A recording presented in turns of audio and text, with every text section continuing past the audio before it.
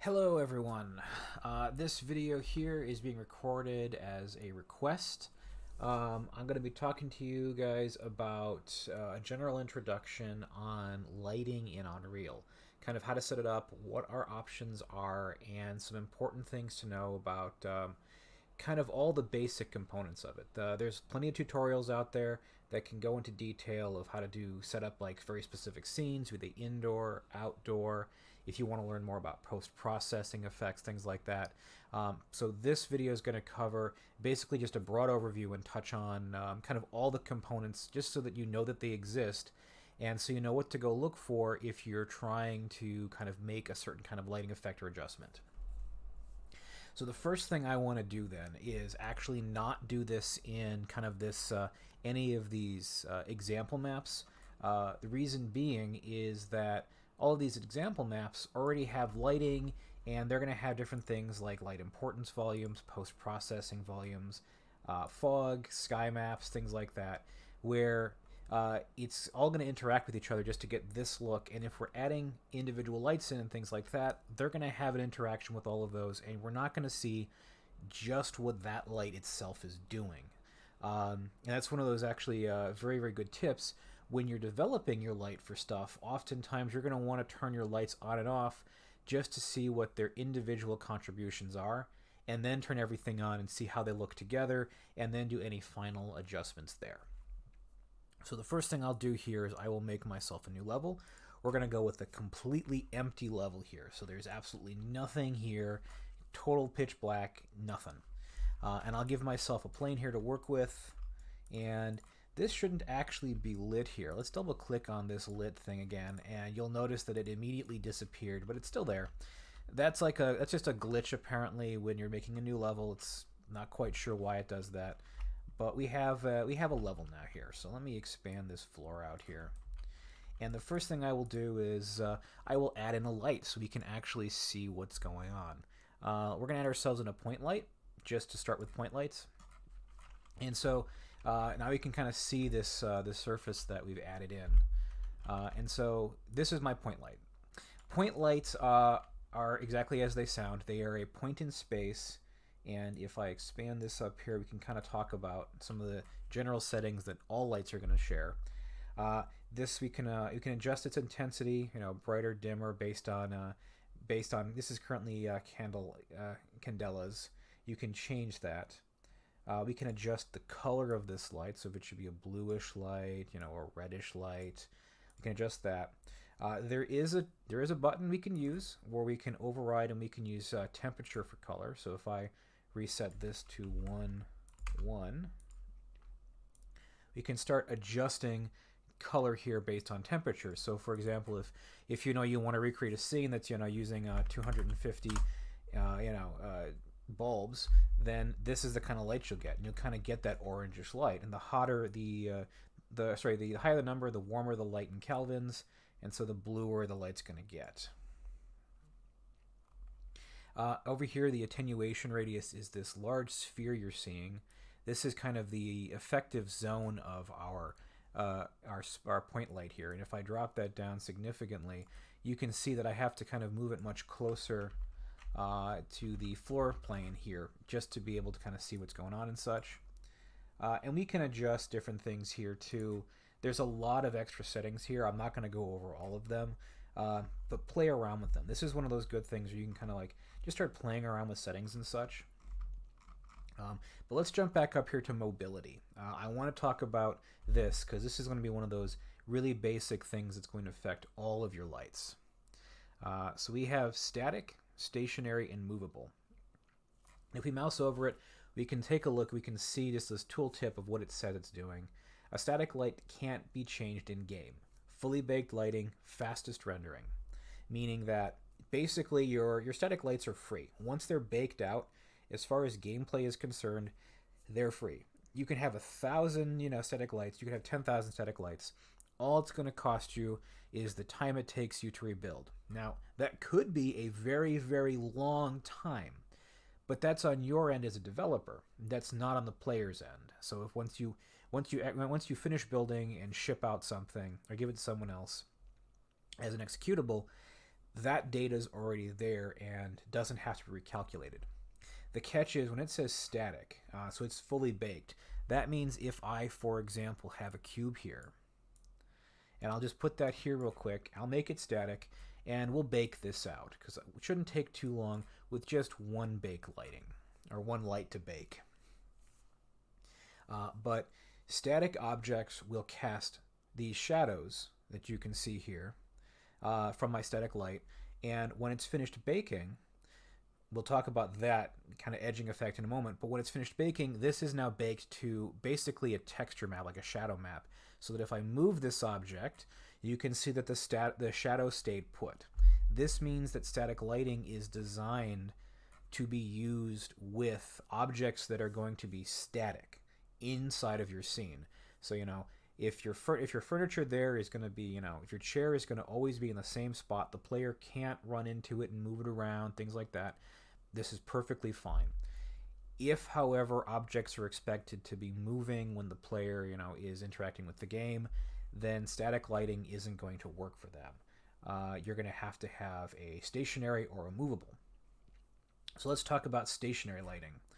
The stationary light can't move, and it allows partially baked lighting.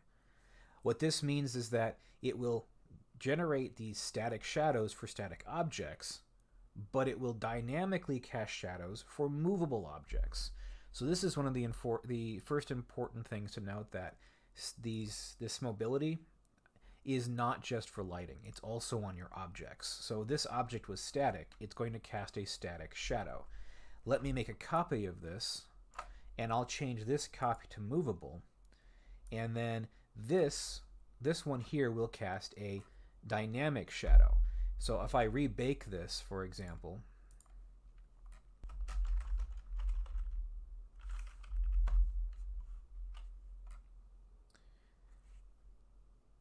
there we go. So it's finished building my lighting, and you'll notice that this object here that's set to movable does not generate any shadow.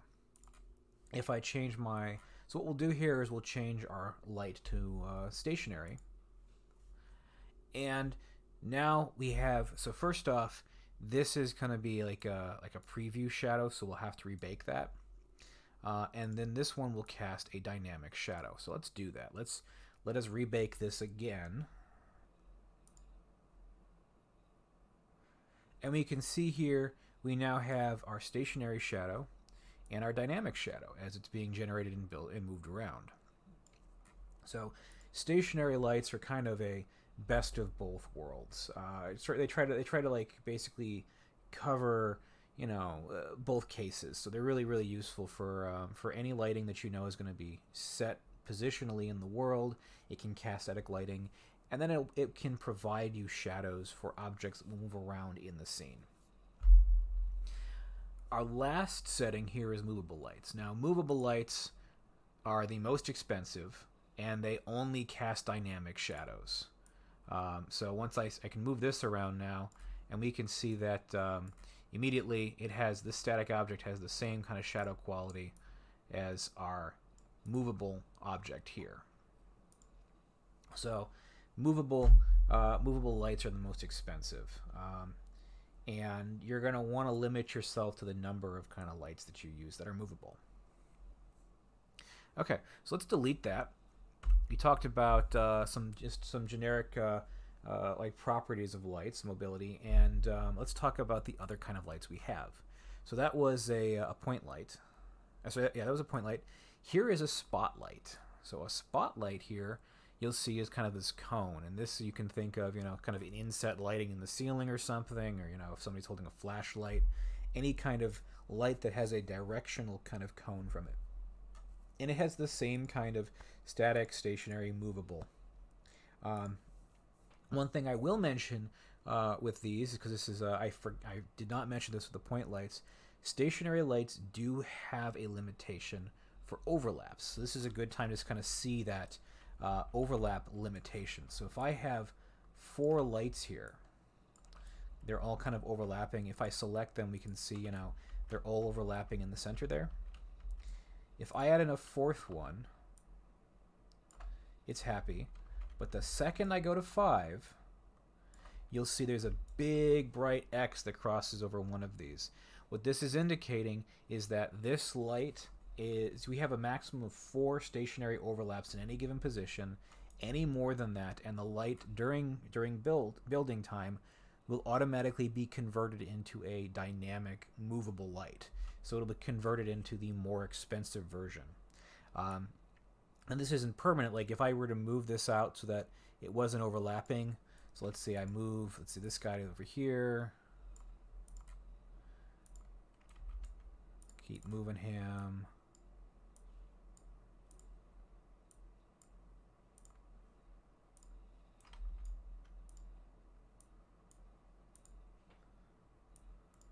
There we go. And you can see that at some point the overlaps become too many. And so first thing obviously you're going to probably say to yourself is, well, this is really, really awkward. How do I know exactly where this is occurring? Let me increase this floor plane so we can talk about this. Yeah, so where is this overlap occurring? It's really, really hard to see exactly, and decide where this light should be. That's a lot of fiddling. So this is going to be my first kind of indicator. We'll talk more about these tools, but there's actually a couple tools in view modes that we can use to really see what these overlaps are. So I'm going to go from lit mode to optimization, stationary light overlap. So under lit, optimization view mode, stationary light overlap. And we can see here that the second we move this, we can kind of get to see where our error is starting to occur here. So it's completely fine here. I'm not moving this. It gets angry. So you can kind of see the number of overlaps for our lights is indicated here.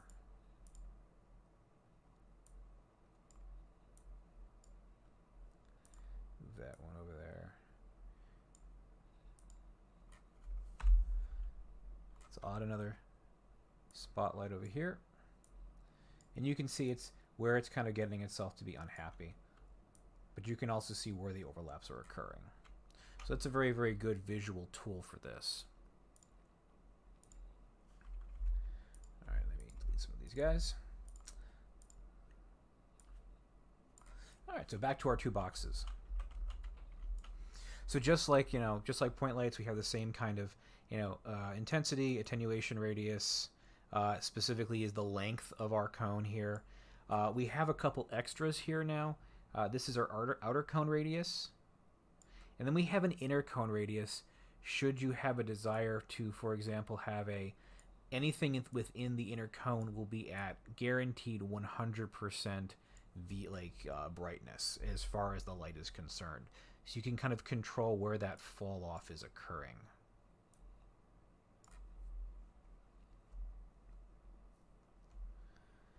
Other lights we have there is a generic directional light. This is the equivalent of having like a sun. And so as I rotate this, my shadows will change based on the angle of my sun here.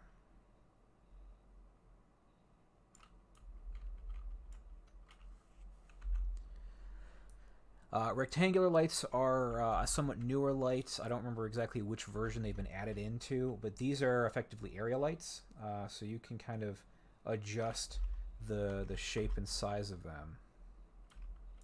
So if I, for example, let's see where we go here, I can kind of adjust what I have here as far as a rectangular light shape goes. Source width. And it's a pretty fun light. I played around with it a little bit. It's a pretty fun light. Haven't found any good specific cases to use it in, but I'll have to play around with it more. And then we have a skylight. And the first thing you're going to notice is if I put a skylight in here, nothing really happens. And this is partly because it's set on stationary. If I set it to movable, again, nothing's going to happen. Skylights are really good for ambient light, but for that you're going to need to use a cube map. And you can You can do some things like capturing the source, but I prefer to use a specified cube map because Unreal comes with a bunch of them. We have things like daylight, and this is, daylight colors of ambient light. We can adjust our intensity here for, what we want.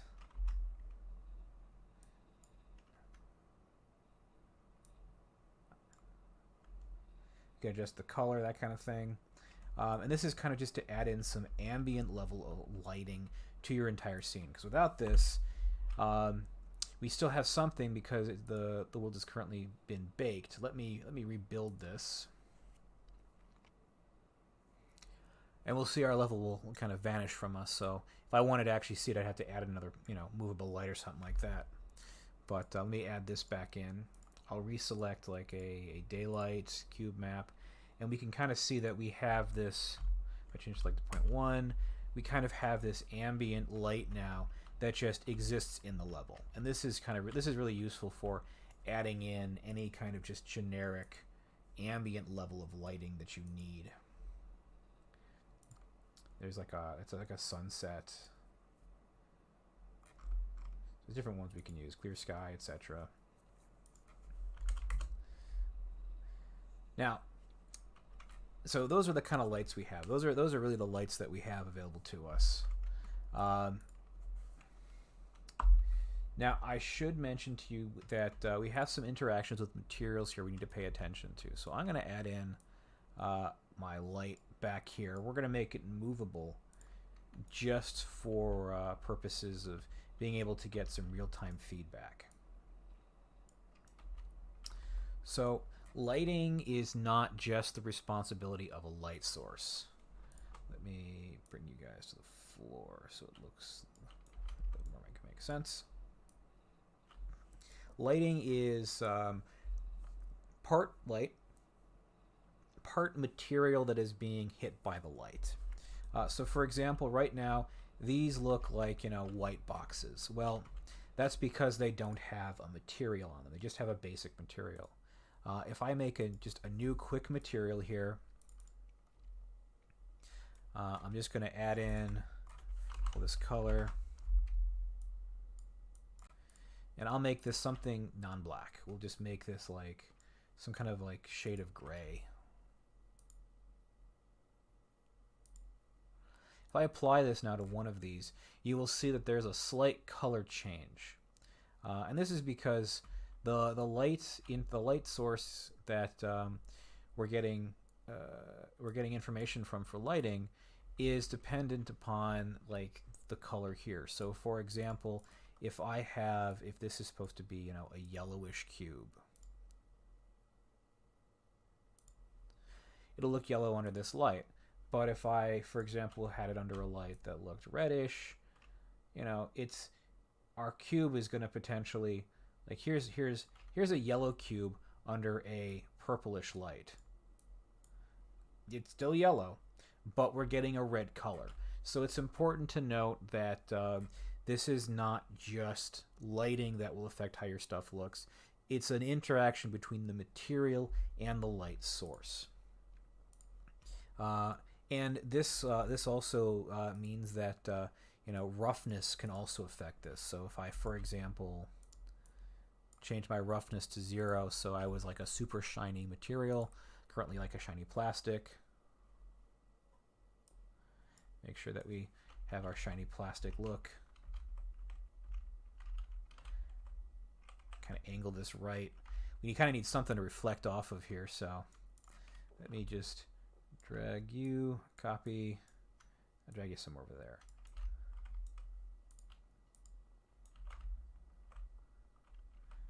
And we can kind of see now, if I move this cube around, we're getting that reflection in there. And so again then, if this material here was being reflected as a different color, it's going to change the color of the surface.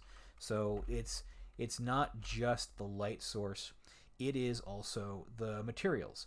So if you're wanting to look at just your lighting information, you can actually do that by clicking on Lit and going to Lighting Only. And now we will take a look at the scene without any material information potentially confusing us or messing with us as far as what we're actually seeing in the level. So this is another very important tool to be able to switch to my lighting only or my detail lighting.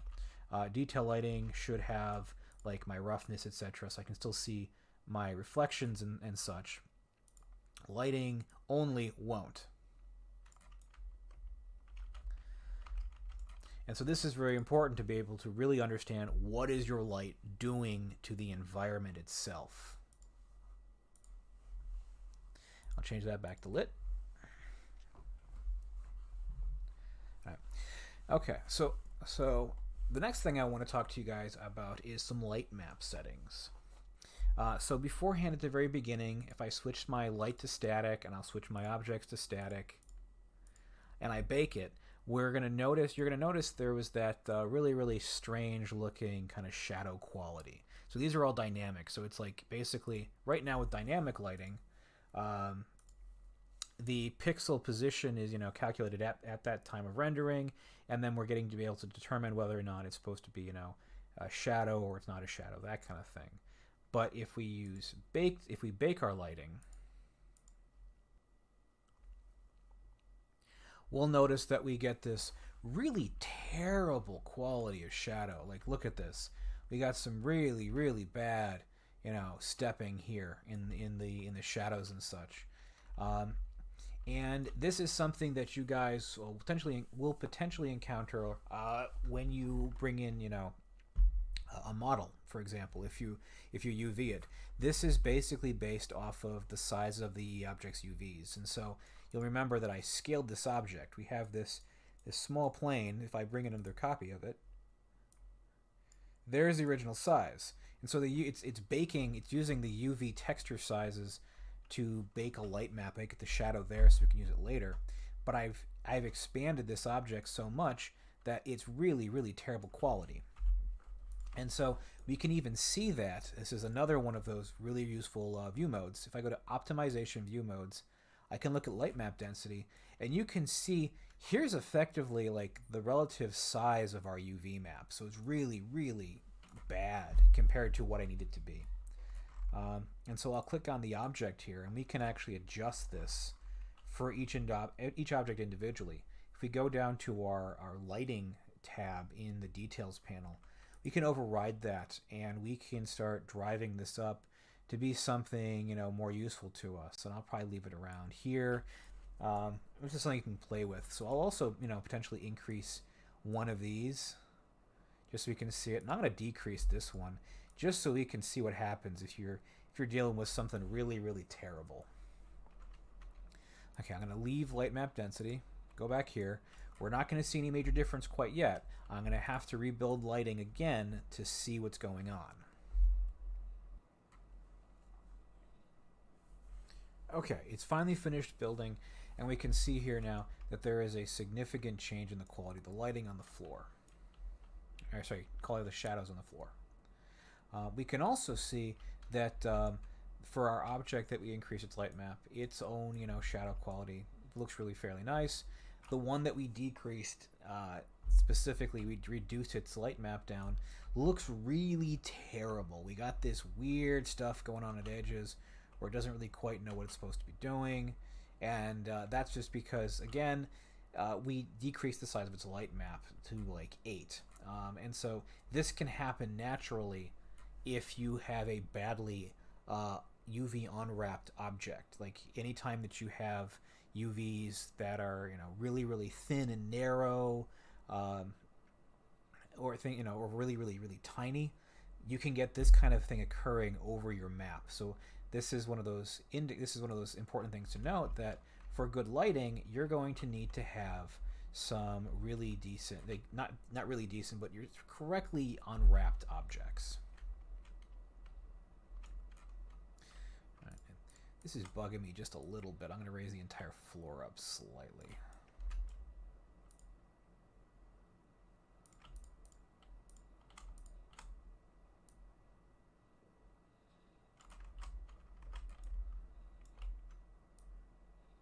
There we go.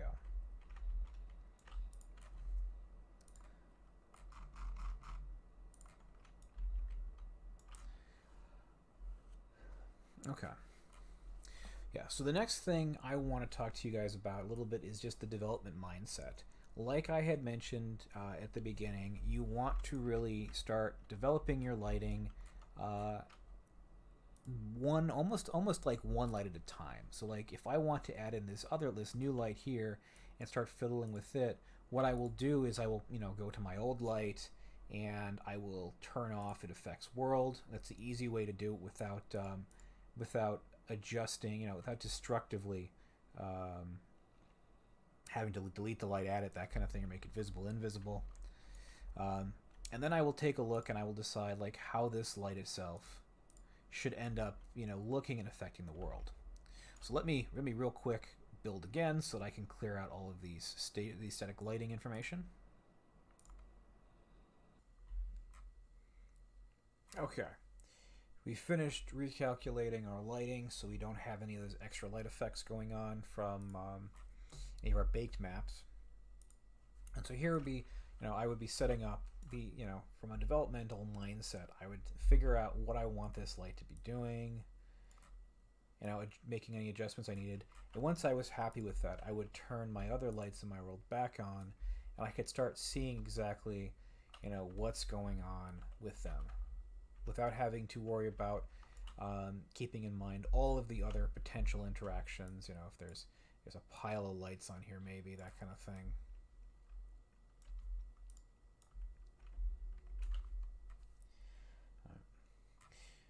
So the last thing on the individual light end that I want to go over with you guys is something called light channels.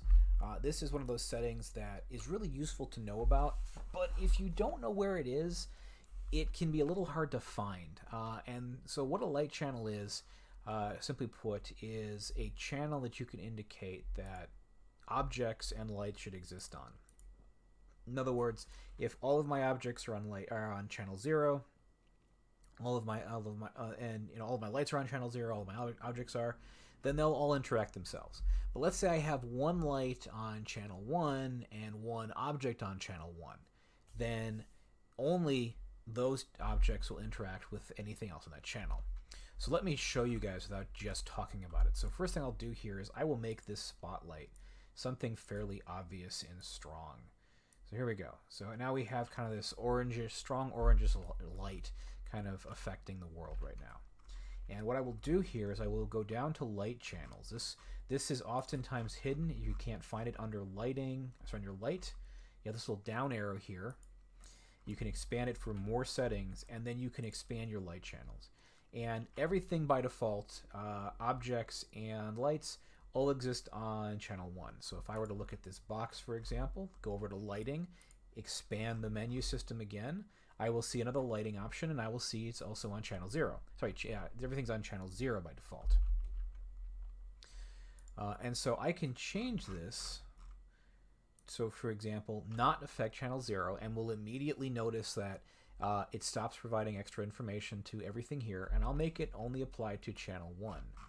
Make sure that we have it movable so we're not getting having to wait to view what our light's doing. And I will take this object and I will also add it to channel 1.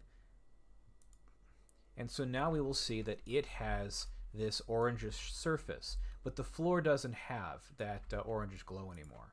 So if I move this around, for example, you can see that this light is just affecting this object surface. It is not affecting anything else, any other objects or the floor.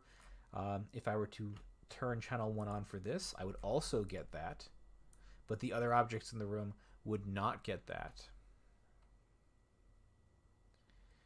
And this can be really, really useful if you're trying to add in like specific glows or specific light onto an object. Like you really, really want that, like the nameplate of an object to be visible, but you don't want to worry about other objects in the scene being provided with that extra lighting information.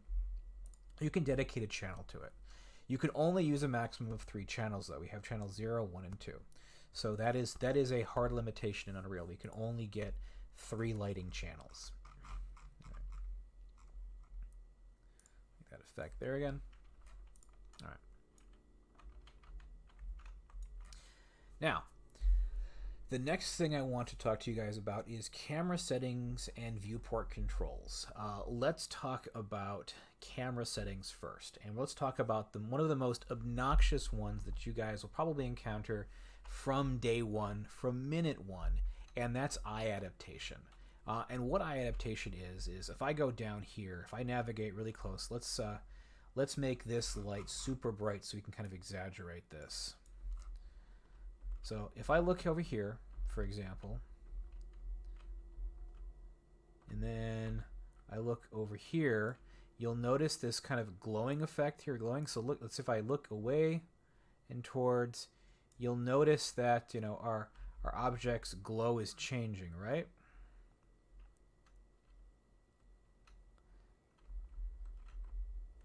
See if I can find a spot that I can show this a little bit more. There we go. That's a more obvious example. Let me move this light up a little bit so we can actually stare right into it, you know, like the bright surface of the sun or something. I look away, you'll notice that this is getting brighter over here. I look over here, and it's going to get dark again. So I immediately look, you know, it's brightening up.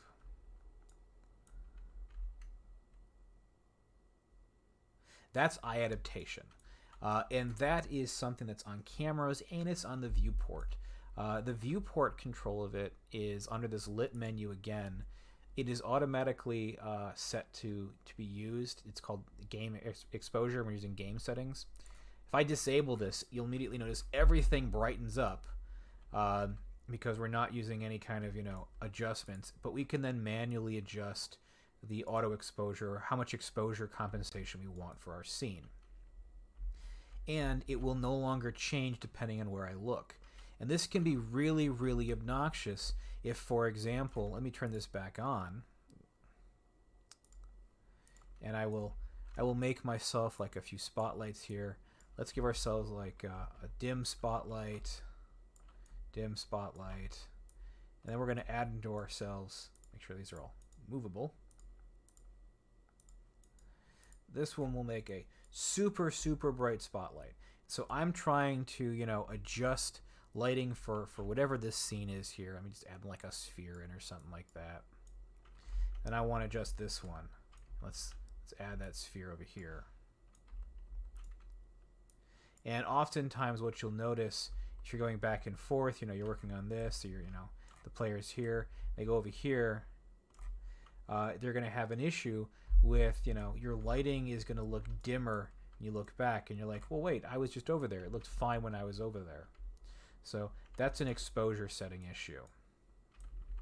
And so by turning that off, you will get to see what the level is actually, like what the lighting is actually doing at all times, no matter what. Now I mentioned this is on cameras as well. So if it's on a blueprint, it'll be on your camera component. I can drag in a camera. Let's see here. Let's just type in camera here. Oh, there it is. Here's our camera. So there's our camera view we have in the corner here. So if I'm looking at that, let me just reposition you right around there. Our camera will also have it under post-process exposure. And it will also have that same kind of, let's see here if I adjust this.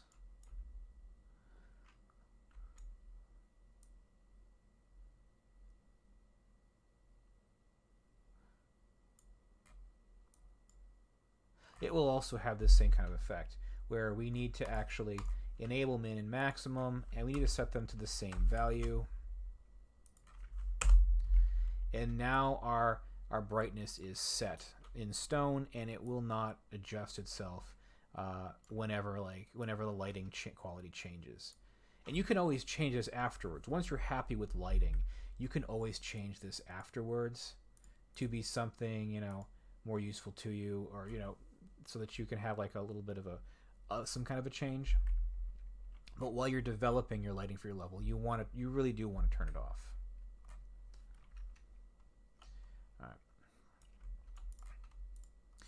right. The other thing then is going to be viewport controls, and so these are the controls and such you can use to really get a better understanding about what is going on in your scene, for example.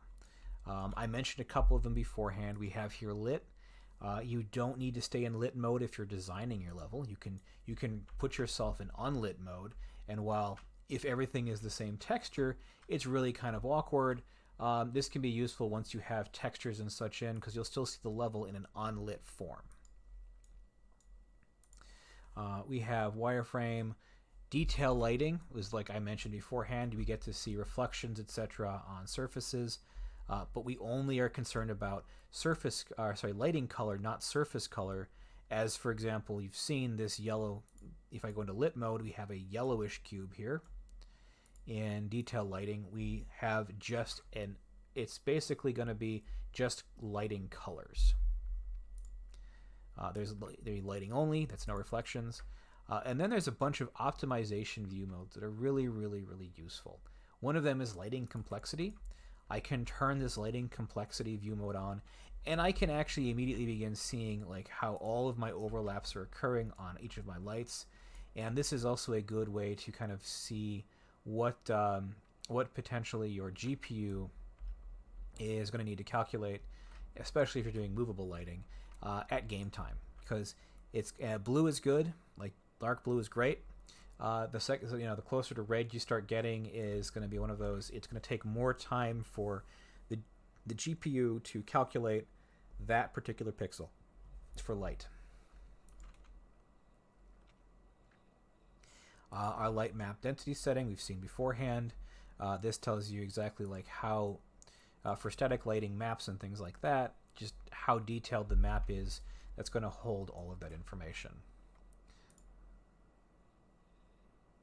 Stationary light overlaps. We don't have any stationary lights right now, so we're all just going to see green everywhere, which means we're fine. Shader complexity is something for particularly materials and such. So if you have extremely complex materials, that's something else. And so the other view modes we have here are primarily concerned with looking at materials and determining whether or not something can be optimized or what's causing your game to slow down. You can also take a look at this buffer visualization. Unreal uses a deferred rendering model by default. It does have a forward rendering system, but deferred rendering means that all of our maps are calculated separately and then combined after the fact, meaning every pixel we calculate out base color, its metallic value, its opacity, its roughness, etc., and then we add it all together afterwards. So I can click on, base color here, and I will see just my area as far as color is concerned. I can go here and I can take a look then at its opacity, which isn't very interesting. Metallic, again, not very interesting. Roughness is going to be somewhat interesting because we have an object here that we have a 0 roughness value on. No specular changes, but there's not really much here you're going to find as far as what's going to be useful to you. This overview system has just kind of had like a bunch of these extras. You can kind of see all at once what's going on there. So the next thing I want to talk to you guys about is going to be your exponential height fog and God rays, because everybody loves seeing God rays and having lights show up dust particles in the air because it always looks so cool, that kind of thing. It's actually really, really straightforward to do, and only requires an exponential height fog really to be added to the scene. So here's our exponential height fog. I'm going to add it in. You'll immediately see that we get this kind of extra fog in the distance.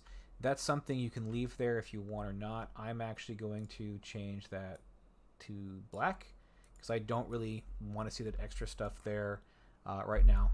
Well, like while we're taking a look at this. But if you're indoors, it isn't going to necessarily matter as much. And so what I'm going to do here to add this in is I'll scroll down and I will activate volumetric fog. And I'm going to change my extinction scale up a little bit.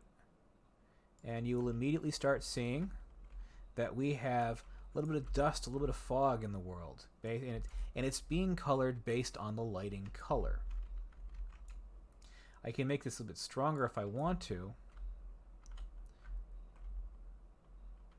And we have this really, really kind of nice effect going on, you know, of this fog. And dimmer lights are going to have a dimmer kind of effect. You can kind of barely see it there depending on the angle. This light is fairly strong, so you can see it there. Colored lights we can see pretty nicely. And then, you know, this area light here has its own kind of fog that it's applying to our scene. So we kind of have this, you know, really, really nice effect there. So it's really, really straightforward, just exponential height fog, you know, make a volumetric, and it's there. It's good to go for the most part. It's really, really nice. The last thing I want to look at with you guys is post-processing. Post-processing can happen either in the world or on your camera. So let's look at the camera one first, because it's going to have fewer things that it can do. And so I'm going to look here, and we're going to have this little camera window that we can adjust here. So if I go to my camera and I scroll down to post-processing, the same place we found exposure settings beforehand. I'll turn those off just so we're not making any other adjustments. And we can have all different kinds of effects here. We can do, you know, depth of field, we can adjust our bloom, chromatic aberration. For those that aren't quite sure what that means, if I drag that out, we can see what's going on here with this little jagged line stuff. Like, it basically separates out the RGBs into basically slightly different angles. And this is something that has to do with glass lenses. We can apply dirt masks.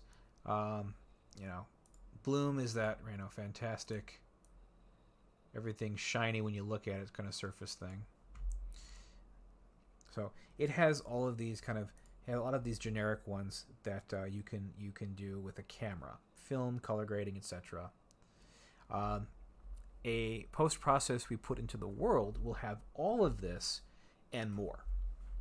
So let's take a look at a post process we put into the world. So first thing we need is a post process volume, and the first thing I'm going to tell you right now is the post process volumes are just that. If your viewport, your camera is inside of this volume, then your post processes will occur. If you're outside of it, they won't. Simple example we can do here is, let's go to, let's see, color grading. We'll change our white balance to something really, really off. We'll go inside, and you'll see that, you know, immediately it gets blue. So there's our color grading change. But we're outside, it's fine.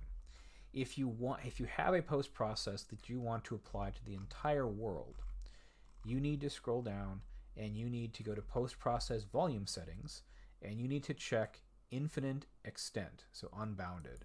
And now this volume here, this post process will apply to everywhere, not just inside of that box that we have. And so what I'll do is turn off temperature adjustments now. We can take a look at the other ones. I don't know that this shifts with any dirt masks.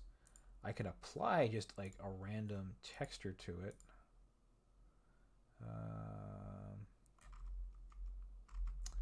What's something we could potentially apply? So there's our dirt mask. It's basically just applying, depending on our lighting information, like how much light, direct lighting we're seeing. It's basically just applying this image on top of our screen.